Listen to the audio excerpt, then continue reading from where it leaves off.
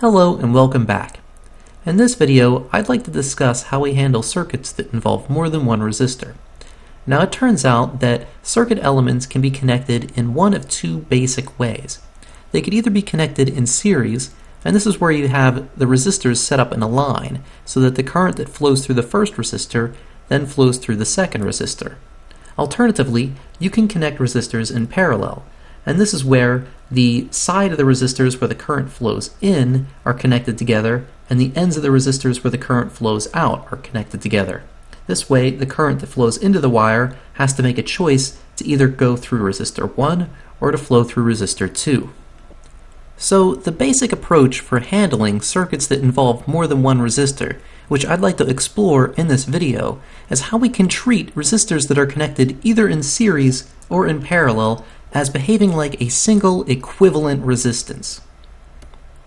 So, looking at resistors that are connected in series, the first important thing to understand about resistors when they're connected in series is that any current that flows through the first resistor must flow through the second resistor because there's nowhere else for the current to go.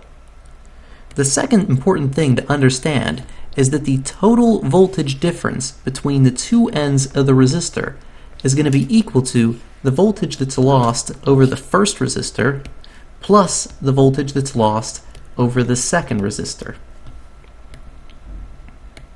Because Ohm's Law relates the voltage drop across a resistor to the current that's flowing through the resistor and its resistance, and I want to figure out some way to treat these two resistors as a single equivalent resistance, I want to find out some way to relate the total voltage that's lost over these two resistors to the current that's flowing through them and their individual resistances. So the total voltage that's lost over the two resistors is equal to the voltage that's lost over resistor 1 plus the voltage that's lost over resistor 2. And Ohm's law tells me that the voltage that's lost over resistor 1 is equal to I times R1. And the same holds for resistor 2. Now, since the current that flows through resistor 1 is equal to the current that flows through resistor 2, I can factor out this current, and I can write the total voltage that's lost over the two resistors is equal to the current flowing through them times the sum of the two resistors. And what I can see is if I compare this to Ohm's law, I can see that these two resistors connected in series behave like a single resistor which has a resistance of R1 plus R2. And we call this resistance the equivalent resistance. So the equivalent resistance for two resistors that are connected in series is equal to R1 plus R2. Now, if I have more than two resistors that are connected in series, then the equivalent resistance is just going to be equal to the sum of the resistors. So I can have R1 plus R2 plus R3, and so on.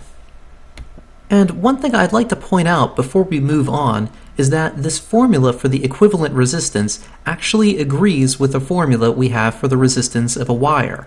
In fact, if I consider I have two wires, and let's suppose for now they're made out of the same material and they have the same thickness, and one wire has a length L1 and the other wire has a length L2.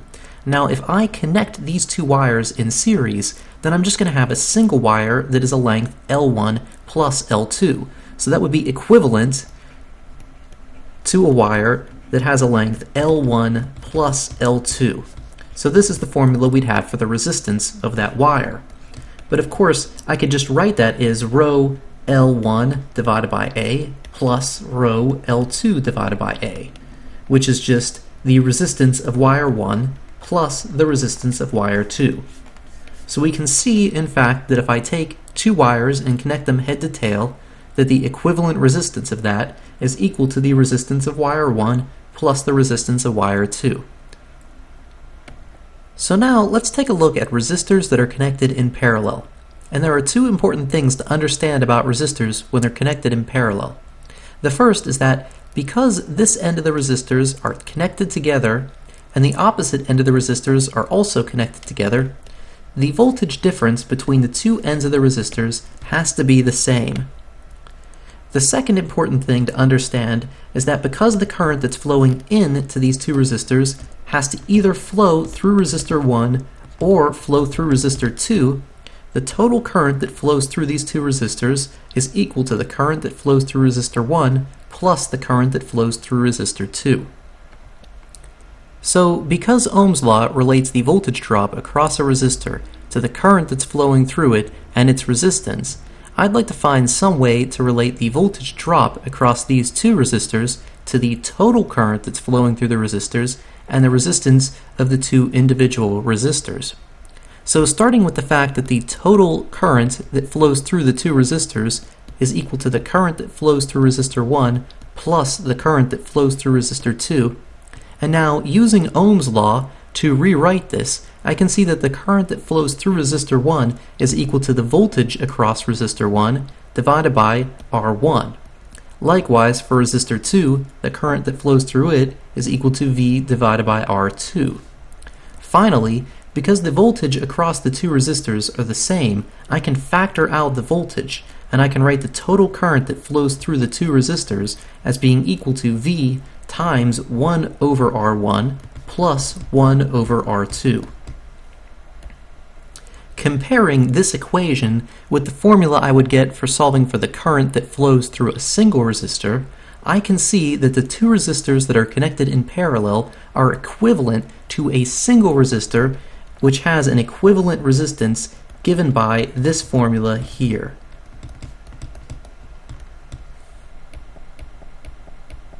Now, typically, when I'm working through a problem that involves only two resistors connected in parallel, I often find that it is more convenient to rewrite the equivalent resistance formula so that it's not written in terms of the reciprocals of the resistances. Now remember, the formula for the equivalent resistance says that the reciprocal of the equivalent resistance, or 1 divided by the equivalent resistance, is equal to 1 divided by R1 plus 1 divided by R2.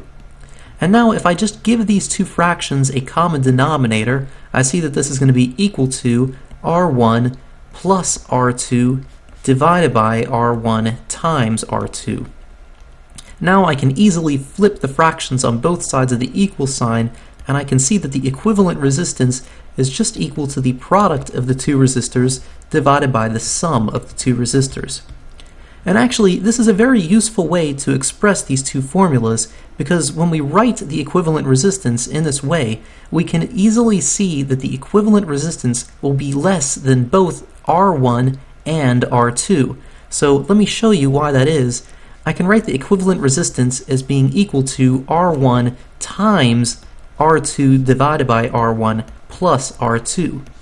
And so hopefully you can see that this fraction, which I have drawn in parentheses, is always going to be less than 1, because I'm taking R2 and I'm dividing it by something that is necessarily going to be larger than R2. Likewise, I can write the equivalent resistance as being equal to R2 times R1 divided by R1 plus R2. Again, here I'm taking R2 and I'm multiplying it by a fraction that is always going to be less than 1. So we can see that the equivalent resistance of two resistors connected in parallel will always be less than the resistance of either of the two resistors. Now, in general, if I have several resistors that are all connected in parallel, the equivalent resistance is found by just extending this sum. So 1 divided by the equivalent resistance is equal to 1 divided by R1 plus 1 divided by R2 plus 1 divided by R3, and so on.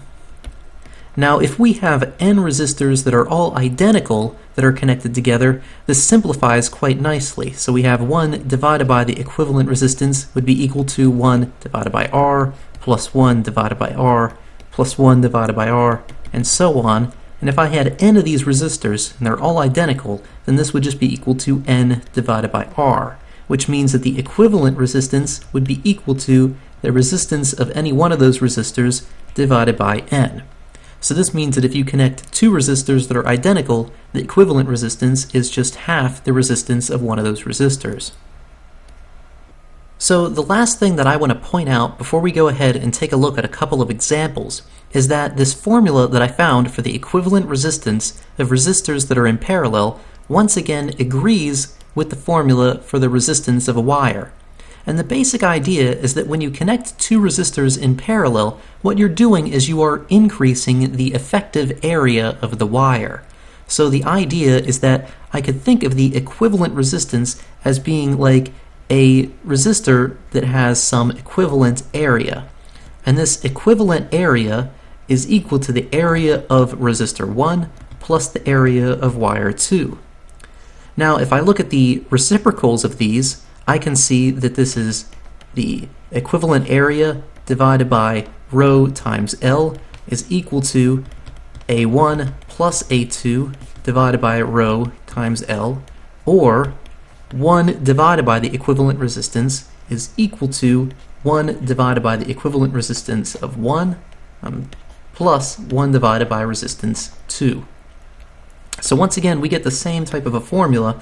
Here, of course, this is simplified because I'm assuming it's the same material and they're both the same lengths, but it's always nice to see that these formulas agree.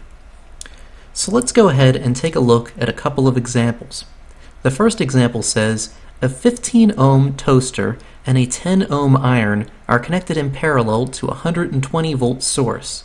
A 25 amp breaker is connected in series with the power source. The question asks us to determine whether the breaker will throw when these two appliances are being used at the same time. Obviously that should say 2. So the idea behind a circuit breaker is that a breaker will throw whenever there is too much current flowing through the wire. So we want to determine whether the total current that's flowing through these two resistors is greater than 25 amps. And the way I want to do this is by calculating the equivalent resistance of these two resistors and then using Ohm's law to calculate the current that would flow through them. Now, because the resistors are connected in parallel, we need to use the formula for the equivalent resistance when they're connected in parallel. And remember that that's equal to the product of the two resistors divided by the sum of the two resistors. So the product of the two resistors is going to equal, so we have 15 ohms times 10 ohms, so that's 150 ohms squared, divided by the sum of the two, which is going to be 25 ohms. And if we plug that into a calculator, we can see that the equivalent resistance is just equal to 6 ohms. Now, if we plug that into Ohm's law, which says that the total voltage that's lost over a resistor is equal to the current that's flowing through it times the equivalent resistance, we can solve for the current. So the current is going to equal delta V divided by the equivalent resistance. The voltage drop across the resistors is 120 volts. We're dividing that by the equivalent resistance, which is 6 ohms, and this is going to equal 20 amps. And since 20 amps is less than the limit for the circuit breaker, because the limit on the circuit breaker is 25 amps, we can see that the circuit breaker won't throw when you're using a toaster and a iron. The second example says, using the circuit diagram below, find the power that's dissipated in the circuit when the switch is open, the equivalent resistance of the circuit when the switch is closed, and the power that's dissipated in the circuit when the switch is closed. Now, we haven't really talked about switches. You can see a switch in the circuit diagram down here, and the switch as it's oriented here is an open switch. Now, if the switch was down like this, we would say that the switch is closed. And the idea behind the convention is that the switch is closed when it forms a closed loop inside the circuit. Now, when a switch is open, like it's shown here, no current will flow through this part of the circuit, meaning that all we really have is a 65 ohm resistor connected to a 9 volt supply. So part A is really just asking how much power is dissipated in a 65 ohm resistor when connected to a 9 volt source. So this is relatively straightforward. Because we're told the voltage and the resistance, the formula we should use to calculate the power that's lost in the resistor is V squared divided by R. And if we plug our numbers into this, we have 9 volts squared divided by 65 ohms. And if we plug that into a calculator, we'll see that the power that's lost is equal to 1.25 watts. Now, when the switch is closed, the second part asks us to find the equivalent resistance of these two resistors. Remember that when we have two resistors that are connected in parallel, we can find the equivalent resistance by multiplying the two resistors and then dividing by the sum. And if we plug this into a calculator, we can see that this is going to be equal to 38.8 ohms. Finally, the last part asks us to calculate the power that's going to be dissipated when these two resistors are connected in parallel. So there are two ways that we could approach this problem. One, we could approach it rather cautiously, and we could say, well, the power that's going to be lost in this is the power that's lost in this resistor plus the power that's lost in this resistor. And maybe I shouldn't use the equivalent resistance because I haven't really shown that it's going to work here. So if we do that, we would say the total power that's lost is equal to the power that's lost in the 65 ohm resistor. So that's equal to V squared divided by, we'll call this maybe R1 for now, plus the power that's lost in the second resistor, which would be V squared divided by R2. And actually right away if I do that, we can see I can factor out V squared, and I have V squared times 1 over R1 plus 1 over R2. So in fact, the power that's lost in these two resistors will be equal to V squared divided by the equivalent resistance. So if I plug in my equivalent resistance, so here we have 9 volts squared, divided by the equivalent resistance, which was 38.8 ohms, we can see that the power that's lost in these two resistors when they're in parallel is going to be equal to 2.09 watts. Now, one thing I'd like to point out about this result is notice that the power that is lost in the two resistors connected in parallel is greater than the power that's lost by a single resistor. And the reason for this is that the power that's lost in a resistor is equal to V squared divided by R. And when we connect two resistors in parallel, we always decrease the resistance. So because we're decreasing the resistance, we're going to wind up increasing the power that's lost. So the last example that I want to look at before we move on says that a 60 watt lamp is placed in series with a resistor and a 120 volt source. If the voltage across the lamp is 25 volts, what is the resistance of the unknown resistor? So the basic strategy that we're going to use to solve for the unknown resistor is that we're first going to determine the current that's flowing through the lamp using the power that's lost in the lamp and the voltage that's lost across the lamp. Once we figure out the current that's flowing through the lamp, we'll know the current that's flowing through this resistor R because the resistors are in series. Finally, we can use the fact that we know the voltage that's lost over this unknown resistor R and Ohm's Law to calculate its resistance. Now, it turns out there's a lot of different ways that we could calculate the current flowing through the lamp, but probably the easiest way that we can do this is by using the formula for the power in terms of voltage and current. Remember that the power that's lost in any circuit is always equal to the current that's flowing through it times the voltage that's lost across it. So this means the current that's flowing through this circuit is equal to the power lost in the lamp divided by the voltage that's lost across the lamp. Now, to use Ohm's Law, we have to figure out the voltage that's lost across this resistor. Since we know that our voltage supplies 120 volts, at this point right here we have 120 volts. Also, since we lose 25 volts across the lamp, that means at this point right here, our voltage is 95 volts. This means that we lose 95 volts over this resistance R. Using Ohm's Law, we know that the voltage that's lost over the resistance R is equal to the current that's flowing through it times R. Solving for the unknown resistance R, we see that this is going to equal the voltage that's lost across the resistance R divided by the current. So this is going to be equal to the 95 volts that's lost across this resistor R divided by the current that's flowing through the resistor, which is given by this formula up here. So this is equal to 60 watts divided by 25 volts. Finally, if we plug all of this into a calculator, we can see that the resistance of the unknown resistor R is equal to 39.6 ohms.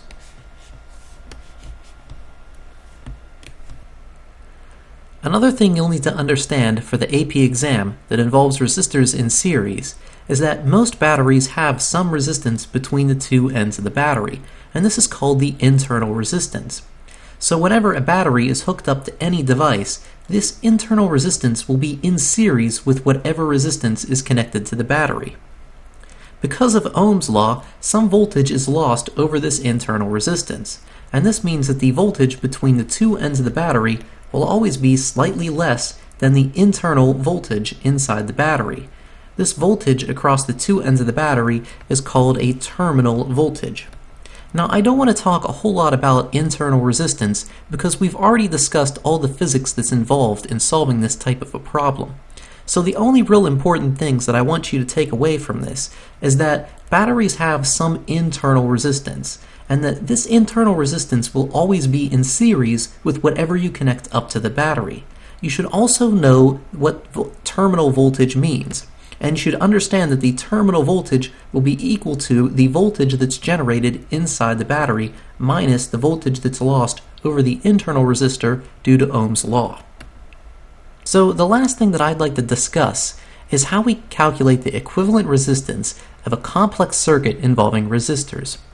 And the basic strategy is that you first identify a small segment of the circuit for which you can easily calculate the equivalent resistance. You then replace this segment of the circuit with a single equivalent resistor, and then you repeat the process over and over again until you have a circuit that only involves a single equivalent resistor. And I feel like the best way to understand how this approach is used is to work through an example.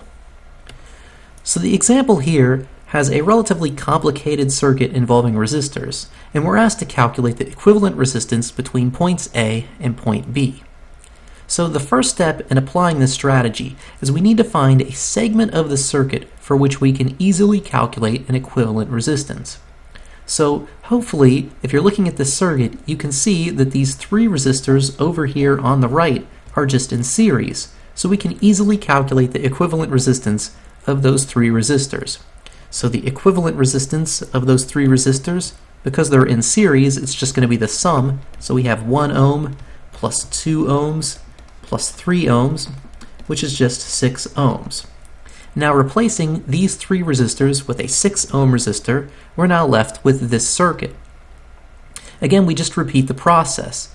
Notice that these two resistors on the right side are in parallel, so we can easily calculate the equivalent resistance for these two resistors. The equivalent resistance for two resistors in parallel is just equal to the product of the two resistors, so we have 3 ohms times 6 ohms divided by the sum of the two resistors. So the product is 18 ohms squared, and the denominator here will be 9 ohms, so this is equal to 2 ohms. Again, replacing these two resistors with a single 2 ohm resistor, we simplify the circuit even further. Now looking at the circuit, we can see that the two resistors on the right side are in series. Again, the equivalent resistance for resistors that are in series is just equal to the sum of the two resistors, so we have 6 ohms plus 2 ohms, which is just 8 ohms. Replacing these two resistors with a single 8 ohm resistor, we're left with this circuit. Again, the two resistors on the right side are in parallel.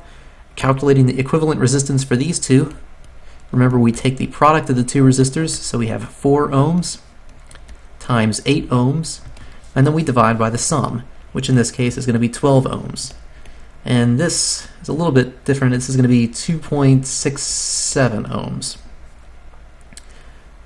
So finally, replacing that resistor with a single 2.67 ohm resistor, we're now left with this circuit, which just involves two resistors that are in series. So we can see that the final equivalent resistance is just going to be equal to 4.67 ohms. And so this is the basic strategy that you use to simplify a very complicated circuit involving resistors. And at this point, I think I'd like to end the discussion of equivalent resistances, and in the next video, I'm going to talk about something called the loop rule and Kirchhoff's law, which allow us to calculate the current and the voltage drop across resistors that are in more complicated circuits like the one we just saw.